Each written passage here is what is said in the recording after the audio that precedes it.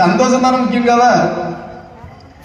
அதே மாதிரி முன்னாடி கல்கோனா கோதுமை மாவில் செய்த ஹெல்த்தான மிட்டாயெல்லாம் நம்ம சாப்பிட்டோம். ஆனா அவங்க பர்கர் பீஸா அந்த மாதிரி தான் சாப்பிட்டு இருக்காங்க. சிக்கன் நூடுல்ஸ் அது எவ்வளவு உடம்புக்கு தீங்கு விளைவிக்கங்க தெரியுமா?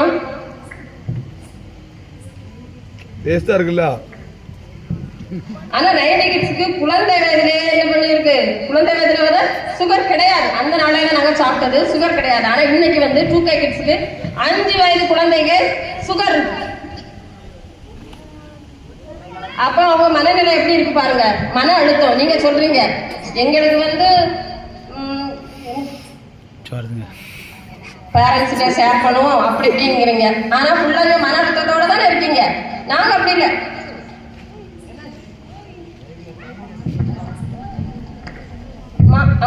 மரத்தடியில இருந்து இவ்வளவு காற்றோட இவ்வளவு இயற்கையோட நல்லா தான் இருக்கும். ஆனா நீங்க வந்து அப்படி ஃபுல்லா எப்பவுமே அதிகமான மன அழுத்தத்தோட தான் இருக்கீங்க. அதிகமா கவுன்சிலிங் போறது என்னது 2K கிட்ஸ் தான்.